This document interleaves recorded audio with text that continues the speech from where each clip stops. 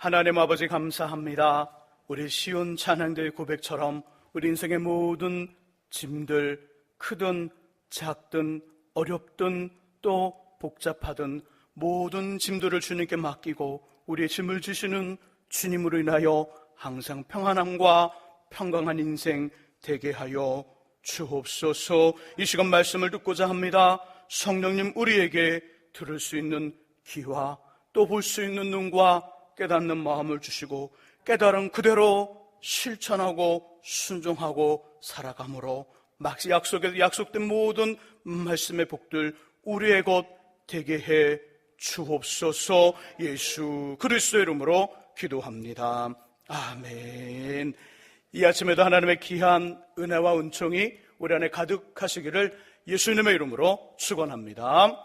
우리 마음으로요, 앞뒤 옆에 계신 분들과 함께 가장 밝은 웃음으로 참 잘 오셨습니다, 큰 은혜 받으시기 바랍니다라고 인사하겠습니다. 참 잘 오셨습니다, 큰 은혜 받으시기 바랍니다. 참 잘 오셨습니다, 큰 은혜 받으시기 바랍니다. 이제 서로를 보시고 이쪽은 저쪽을, 저쪽은 이쪽을 손을 들며 인사하겠습니다. 참 잘 오셨습니다, 큰 은혜 받으시기 바랍니다. 참 잘 오셨습니다, 큰 은혜 받으시기 바랍니다. 지금 우리는 하나님 나라에 합당한 성품, 신성한 성품에 대한 말씀을 나누고 있습니다. 오늘은요, 네 번째, 절제에 대한 이야기입니다. 절제란 무엇일까요? 절제는 지나치지 않는 것이지요. 지나치지 않는 것.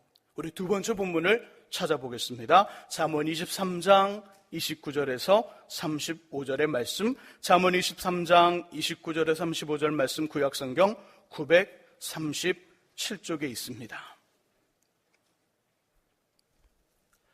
잠언 23장을 펴놓으시고요, 우리 먼저 디모데전서 5장 23절을 읽어보겠습니다. 우리 화면에 디모데전서 5장 23절 말씀을 띄워주시기 바랍니다. 자, 잠언 23장 23장을 펴놓으시고요, 23장 29절에서 35절 말씀과 화면에 있는 디모데전서 5장 23절의 두 말씀은 포도주, 술에 대한 말씀입니다. 하나는 그것의 유익함을 이야기하고 있고요, 또 하나는 해를 이야기하고 있습니다. 유익함을 말씀하는 디모데전서 5장 23절을 함께 읽어봅니다. 화면을 보면서 읽습니다. 이제부터는 물만 마시지 말고 내 이장과 자주 나는 병을 이하여는 포도주를 조금씩 쓰라. 아멘. 사도 바울 선생님은요, 믿음의 아들이면서 믿음의 동역자인 젊은 디모데가 자꾸 위에 병이 나는 것을 보게 됩니다. 위에 병이 나고요, 항상 속이 불편했던 그 모습을 보면서 수화를 돋고 마음을 안정시켜주는 포도주를 조금씩 쓰라, 조금씩 먹으라 권면합니다. 여기서 잠깐만요, 이 말씀을 오용하고 오해해서 아싸, 이제 술을 먹어도 되겠구나, 이런 마음을 갖는다면 성경을 잘못 이해한 겁니다. 우리나라와는 달리 이스라엘은요, 마실 물이 좋지 않습니다. 그래서 그들은 좋은 포도를 재배해 즙을 짜 물을 대신해서 먹지요. 반면에 우리나라는 물이 참 좋습니다. 물만 좋은 게 아니라 정수기도 세계 제일입니다. 물로 술을 안 됩니다. 또 성경에서도 포도주로 약을 써라 했으니까 나도 여러 종류의 약주를 만들어 조금씩 마셔야지, 이거 아닙니다. 디모데가 살던 시대에는 요즘처럼 약이 발달되지 않았기에 약으로 포도주를 사용했지만 지금은 증상에 알맞은 약이 얼마나 많은지 모릅니다. 술로 약을? 아니요, 그거 안 됩니다. 성경은 어느 곳에서도 술을 마시는 것에 대해 찬성해 주지 않습니다. 이것을 꼭 기억해 주시기를 주님의 이름으로 부탁드립니다. 다시 본문으로 돌아와서요, 함께 읽은 디모데전서 5장 23절은 포도주가 가지고 있는 좋은 점을 잘 사용함 예를 말해주고 있습니다. 이제 찾아놓은 잠언 23장 29절에서 35절을 읽어보지요. 여기에는 반대의 이야기, 포도주 술을 잘못 사용한 내용입니다. 읽으시면서 그것의 부작용, 해를 찾아보시기 바랍니다. 잠언 23장에서 29절 23장 29절에서 35절 읽습니다. 재앙이 네게 있느뇨? 근심이 네게 있느뇨? 분쟁이 네게 있느뇨?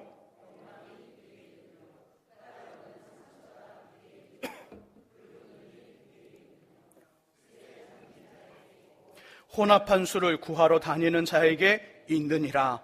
포도주는 붉고 잔에서 반짝이며 순하게 내려가나니 너는 그것을 보지도 말지어다.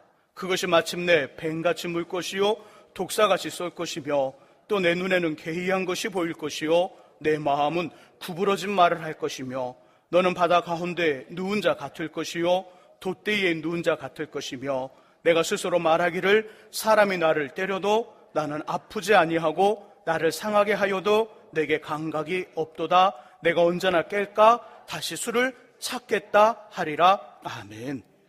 우리 교회 성도님들 중에는 이런 사람 한 분도 없기를 주님의 이름으로 축복합니다. 포도주와 같은 술을 잘못한 사용한 부작용이 잠언 23장 29절에서 35절에 나옵니다. 크게 5가지인데요. 한번 저와 함께 그 5가지를 찾아보죠. 부작용 첫 번째 29절에 있습니다. 29절의 말씀 속에 보니까 재앙, 근심, 분쟁, 원망, 까닭없는 상처가 술을 잘못 사용한 사람들에게 있을 수 있다는 얘기를 합니다. 그들에게 까닭없는 상처가 있을 것이다. 그들에게 재앙과 근심과 분쟁과 원망이 계속될 것이다 말합니다. 첫 번째 부작용이지요. 두 번째 부작용 32절. 뱀에 물리는, 그것도 독사에 물리는 매우 위험한 일을 만납니다. 술과 포도주와 술을 잘못 사용한 경우 독사에 물리는 것과 같은 매우 위험한 상황을 만날 거라는 얘기예요. 부작용 세 번째 33절에 말씀하죠. 눈에 괴이한 것, 이상한 것이 보이지요. 그로 인해 구부러진 말, 상황에 전혀 맞지 않는 이상한 말을 합니다. 그 이상한 말을 들은 사람들은 말하죠. 참 저 사람 별 볼 일 없네. 참 저 사람 뭐 아무것도 아니네. 까닭없는 상처를 몸에 남기면서 사람들에게 무시를 당합니다. 술을 잘못 사용하고 술에 취해 있는 사람들을 바라보며 어떤 사람도 그 사람을 존경하지 않지요. 이게 세 번째 부작용입니다. 네 번째 부작용 34절에 나오지요. 바다 가운데 누운 것처럼, 돛대에 누운 것처럼 몽롱한 정신으로 살아가 어디에서도 적응하지 못하는 폐인이 됩니다. 적응하지 못해요. 부작용 5번째 35절에 나오죠. 누가 때려도, 누가 상하게도 아픔을 느끼지 못합니다.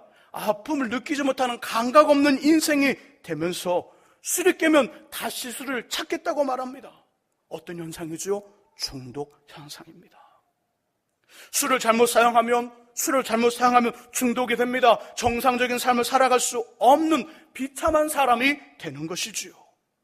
분명 같은 술, 동일한 포도주인데 하나는 약으로 사용되지요. 내 이장에 자주 나는 병을 위하여, 마음의 불안함을 위하여 포도주를 조금씩 쓰라, 약으로 쓰여지고 있고요. 잠언의 말씀은 그 포도주와 술이 해를 주고 독을 주는 그런 어떤 사람 구실을 제대로 하지 못하게 하는 도구로 사용되고 있습니다. 왜? 하나의 동일한 것을 통해 극단적인 두 결과가 나왔을까요? 동일한 것인데, 같은 것인데 결과가 하나는 좋고요, 하나는 나빠요. 극단적인 두 가지 결과가 나오고 있습니다. 이유가 무엇일까요? 답은 그것을 사용하는 사람, 우리가 어떤 마음을 가지고 사용하는가의 차이입니다. 절제하면, 지나치지 않으면 약이 되지만 절제하지 않으면, 지나치면 독이 되는 것입니다. 하늘 만드신 세상의 모든 것, 우리 눈에 보이는 모든 것, 우리 주변에 있는 모든 것, 우리에게 있는 모든 것, 그 자체로 나쁘거나 악한 것이 하나도 없습니다. 어느 것도 악한 것이 없어요. 하나님이 선하시기에 세상의 모든 것들은 선하고 중립적인 성격을 가지고 있습니다. 문제는 그것을 사용하는 우리의 마음, 우리의 성품이지요.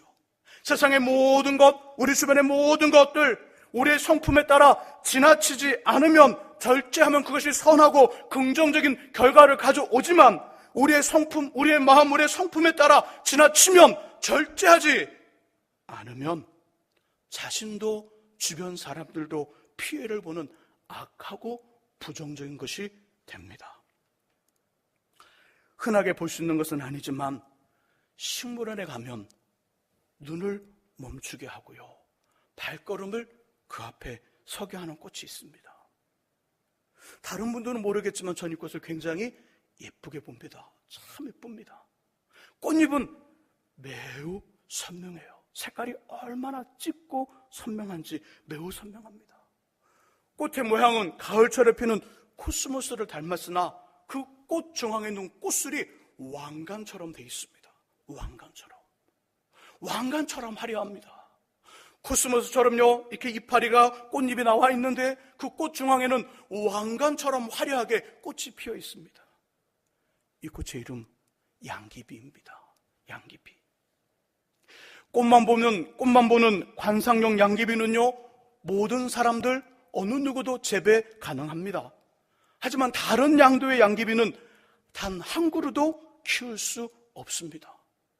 만약 이것을 키우다 발가게 되면 큰일 납니다. 왜냐하면 강력한 힘이 양귀비에 있기 때문이지요. 양귀비를 적절히 지나치지 않게 사용하면 기침을 멈추게 하고요, 위를 좋게 만듭니다. 그리고 크게 다쳤거나 심한 병으로 매우 아플 때 이것은 고통을 견디고 이기게 하며 치료하는 일을 도와줍니다. 하지만 지나치면 문제가 생기지요. 양귀비 열매로 무엇을 만들까요? 아편을 만듭니다. 양귀비 열매로 아편을 만들어요. 이것을 섭취하면 마취 상태가 됩니다. 몽롱한 환각의 세계로 들어갑니다. 중독이 되고요, 아편 환자가 되어 평생 일반적인 평범한 인생을 살 수 없는 그런 어떤 망가진 삶이 되고요, 결국은 죽습니다. 양귀비꽃, 양귀꽃은 매우 예뻐요. 그러나 스스로 나쁘지도 좋지도 않지요. 그것을 사용하는 우리의 마음, 성품에 따라 약이 되기도 하고 독이 되기도 하는, 삶을 망치며 생명을 죽이는 독이 되기도 합니다. 약 10년이 조금 넘었대요. 2007년도에 일이 있어 강원도 속초에 가게 되었습니다. 그 전까지는 두 가지 길로 속초에 갔었지요. 하나는 영동 고속도로를 타고 강릉으로 가 국도를 이용해 속초에 도착하는 거고요. 또 하나는 경기도 양평을 지나 강원도로 가는 옛길 미시령 고개를 넘는 것이지요. 이 미시령길 정말 아름답습니다. 미시령길을 가다 보면요, 저 오른편에 울산바위가 보입니다. 울산바위를 보면서 내려와요. 우거진 숲, 굵은 소나무, 정말 예쁜 설악산의 전경을 보면서 그 미시령 고개를 넘어갑니다. 그런데 시간이 오래 걸려요. 꼬불꼬불, 마치 지렁이가 꼬불꼬불 있는 것처럼 그 길이 얼마나 꼬불꼬불한지 초보 운전은 엄두도 못 냅니다. 등골에 땀이 쫙쫙 흐르는 곳이지요. 매우 위험합니다. 근데 2007년도 중반부에 갔을 때 위험한 미시령 고개가 아닌 길이 뻥 뚫린 미시령 터널을 통해 속초에 갔습니다. 얼마나 빠르게 그 길을요, 그 미시령 고개를 넘는데요, 그 터널을 이용하니까 그냥 속도를 밟고 80 이상 그 최고 속도를 넘어서 막 밟고 가는데요, 그 산위를 이 운전을 가는 그 느낌 매우 시원하고 상쾌했습니다. 미시령 터널이요, 무려 3.6km입니다. 3.6km. 산에 구멍을 내고 길을 만들어 도착 시간을 미시령 고개를 넘는 것보다 20분을 더 단축시켰어요. 그 터널을 지나면서 이런 마음 들었습니다. 야, 무섭다. 누가요? 사람들이. 어떻게 이 터널을 만들었을까? 진짜 대단하다. 그 터널이 그냥 땅에서 파는 터널이 아닙니다. 무려 땅에서 800m가 넘는 산이거든요. 그 산 중간을 뚫은 거예요. 그 산의 중간에 구멍을 내고요, 길을 만들어 그 차들이 마음껏 달려도 전혀 문제가 생기지 않도록 만들어놨어요. 그 터널을 지나면서 감탄을 했습니다. 구멍을 내면서 무엇을 사용했을까? 어떤 걸 사용했을까요? 산에 구멍을 내면서 다이너마이트를 사용했을 것 같아요. 다이너마이트도요, 지나치지 않게 적당한 곳에 사용하면 좋은 결과를 가져옵니다. 환경적으로는 어떨는지 모르지만 위험한 길이 안전하게 되었어요. 시간을 절약했습니다. 이렇게 만들 수 있었던 도구는 다이너마이트죠. 다이너마이트. 하지만 다이너마이트를 지나치게 사용하면, 절제하지 않으면 사람을 죽이는 무기가 됩니다. 사람을 죽이는 무기. 사람들이 모여있는 중간에 그 화약에 그 심지에 불을 붙이고요, 어느 녀 타고 있는 걸 훅 던지면요, 그 자리에 모여있는 사람들이 그 다이너마이트가 펑 터지면서 죽어요. 대량 학살, 많은 사람들이 죽는 무기가 되는 것이지요. 그러므로 모든 일에 절제, 지나치지 않음이 중요합니다. 저와 여러분들 안에 지나치지 않은 절제의 마음과 성품이 충만하시기를 예수님의 이름으로 축복합니다. 저는 말씀을 준비하면서 절제의 중요성을 성경의 원리에 비추어 다시 한 번 더 깨닫게 되었습니다. 지난주에 이 말씀을 준비하면서요, 이 말씀이, 절제의 중요성이 이 말씀과 이렇게 연결이 되는구나. 저도 깜짝 놀라면서 가슴이 뛰었습니다. 말씀의 그 성경의 원리를 이것과 접목이 된다는 그 자체가 제 가슴을 뛰게 했거든요. 메모할 수는 메모해 보시고요, 메모하지 않아도 되니까 잘 들어보시기 바랍니다. 야고보 선생님은 야고보서 1장 15절에서 욕심이 잉태한 즉 이렇게 말씀하셨죠. 아시면 같이 한번 해보죠. 욕심이 잉태한 즉 죄를 낳고 죄가 장성한 즉 사망을 낳느니라. 여기서 중요한 단어 세 가지 나오지요. 욕심, 죄, 사망. 두 번째 중간에 나오는 죄는 두 가지로 나뉩니다. 두 가지로. 죄를 계획하고 죄를 품는 마음의 죄. 그렇죠? 죄를 지을 때도 그냥 죄를 짓는 게 아니잖아요. 죄를 계획하잖아요. 죄를 품잖아요. 이것이 마음의 죄이지요. 그래서 실제로 행하는 행동의 죄가 있습니다. 둘 다 죄예요. 이것의 결과는 하나님과 단절되는, 하나님과의 관계가 깨지는 사망, 그리고 진짜로 죽어 영원한 고통을 받는 어둠의 세계로 들어가는 심판입니다. 자, 그렇다면 우리 안에서 욕심을 일으키는 시작 원인이 있을 겁니다. 욕심이 잉태한 즉. 자, 그럼 그 욕심을 갖게 하는 건 뭘까요? 욕심의 시작은 무엇일까요? 너무 어려운가요? 창세기 2장과 3장을 보시면 2장 17절에서 하나님 이렇게 말씀하죠. 동산 중앙에 선악을 알게 하는 선악과와 생명나무가 있는데 동산의 모든 열매는 너희가 임의로 먹되 선악과만은 먹지 말라. 그것을 먹는 날에는 정령 반드시 죽을 것이라. 이렇게 말씀하셨어요.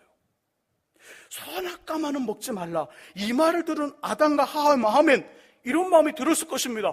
도대체 선악과가 무엇이기에 하나님께서 그것만은 먹지 말라 하셨을까? 선악과가 뭐지? 선악과가 뭐지? 궁금함, 호기심, 관심이 생겼죠. 궁금함, 호기심, 관심 같은 말이에요. 그 다음 장 창세기 3장을 보시면 사단은 하와에게 이렇게 말합니다. 거짓말을 하죠. 선악과를 먹으면 누구와 같을 것이다? 하나님처럼 될 거야. 하나님처럼 되면 눈이 밝아지고 죽지 않은 영원한 삶을 살 수 있어. 그러니까 하나님이 너희들에게 선악과를 먹지 말라 하신 거야. 그럴싸한 거짓말을 들려주지요. 이 말을 들은 하와, 그 마음속에 이제는 어떻게 됩니까? 그 다음 말씀을 보니까 선악과를 딱 보는 그 순간에 이런 마음이 들었다 성경은 이야기하지요. 선악과를 보는 그 순간에 먹음직도 하고 보암직도 하고 지혜롭게 할 만큼 탐스럽기도 한 나무이구나, 이 마음이 들었어요. 그리고 선악과를 먹고 자신과 함께는 아담에게도 주매 아담도 그것을 먹었더라. 야고보서 1장 15절과 창세기 2장과 3장에 선악과를 따먹은 사건을 연결시켜보면 두 가지를 알 수 있습니다. 하나는 욕심을 일으키는 시작 원인은 우리의 궁금함과 호기심과 관심이에요. 우리의 궁금함, 호기심, 관심이 그 욕심의 시작점, 어쩌면 우리 삶의 동기이죠, 이건. 또 하나는 사단의 유혹은 저와 여러분들의 욕심에 임한다는 것이지요.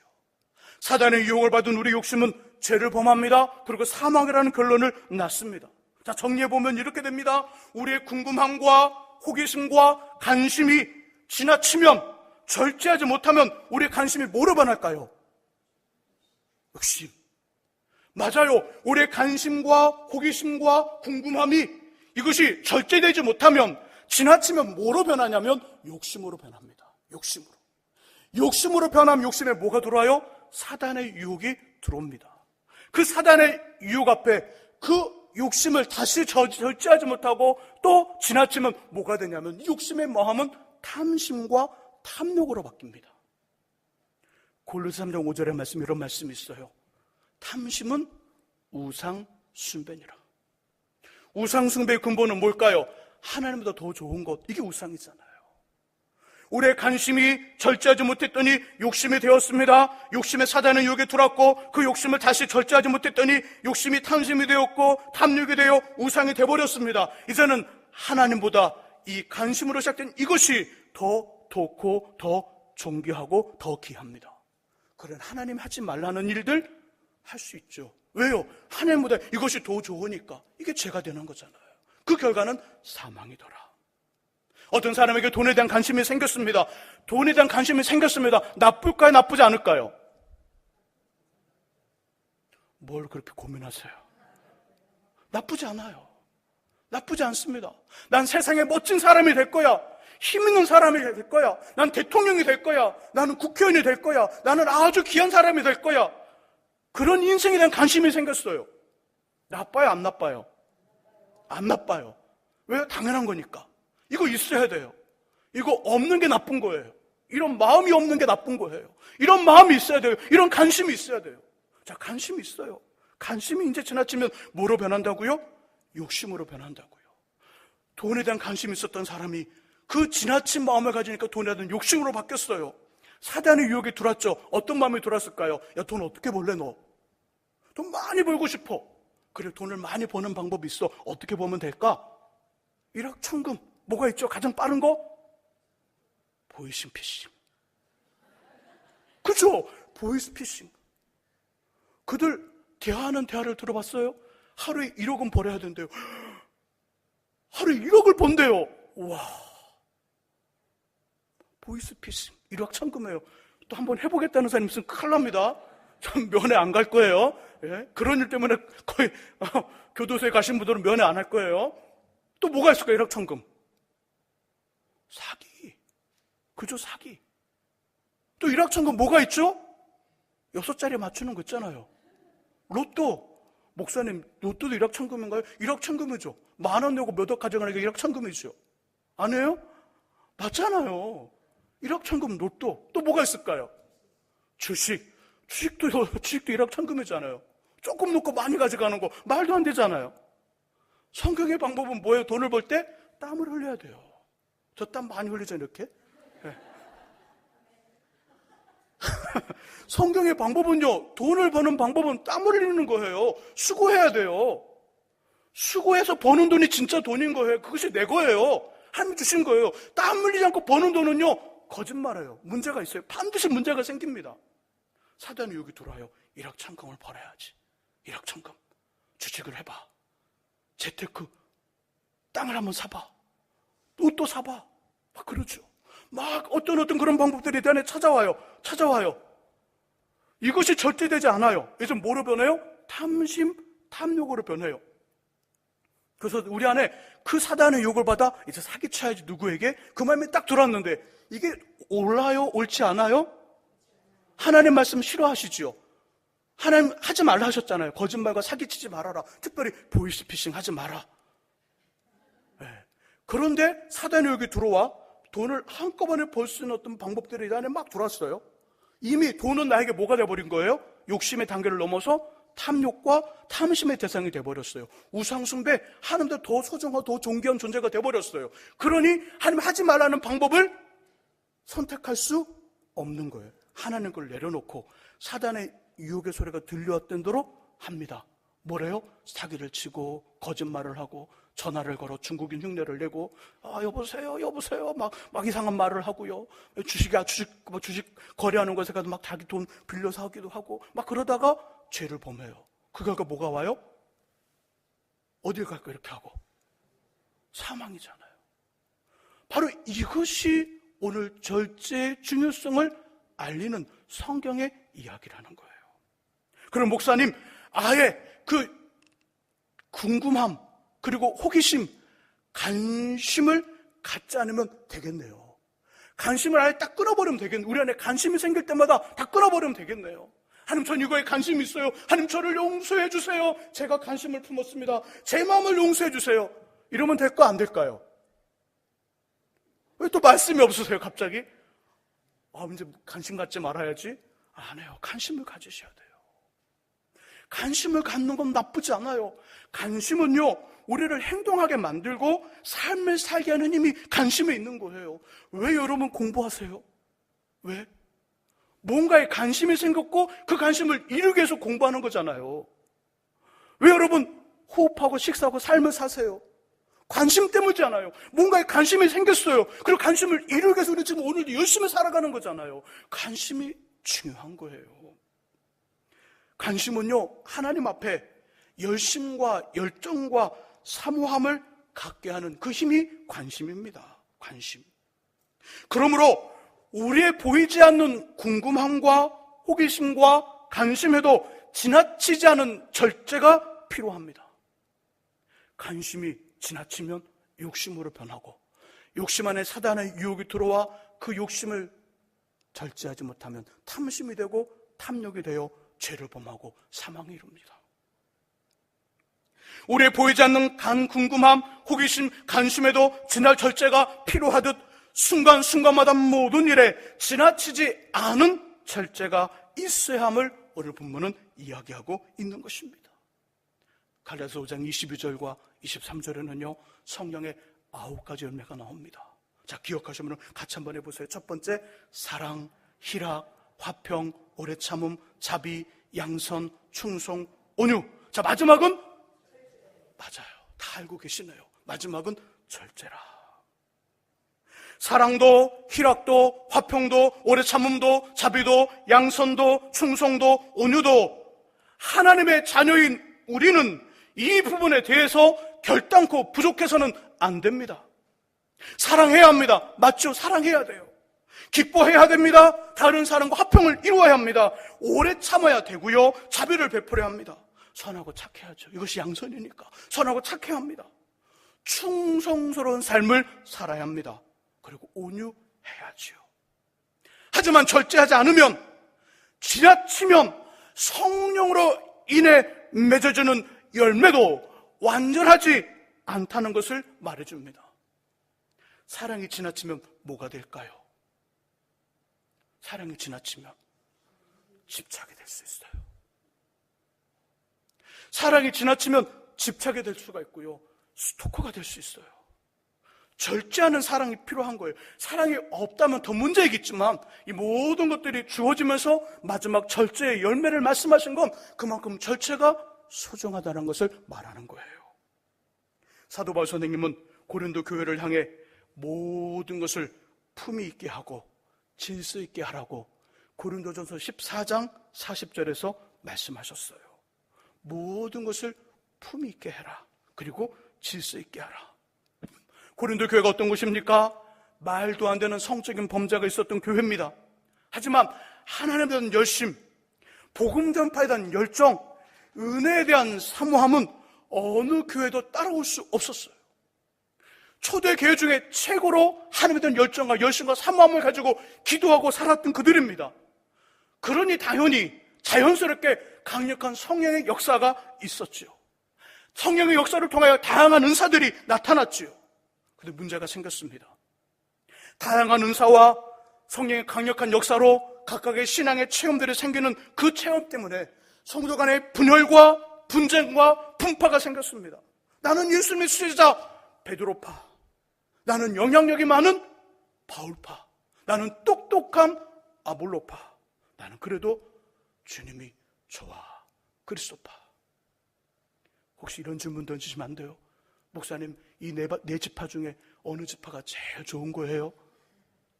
다 안 된다는 거예요. 주님 말씀하는 건. 교회가 하나 돼야지. 나는 무슨 파 나뉘어 있는 거 하나님 원하지 않는다는 거예요. 그리스도파도 안 되고 바울파도 안 되고 개바파도 안 되고 아볼로파도 아니라 하나님 안에서 한 자녀가 되어야 된다.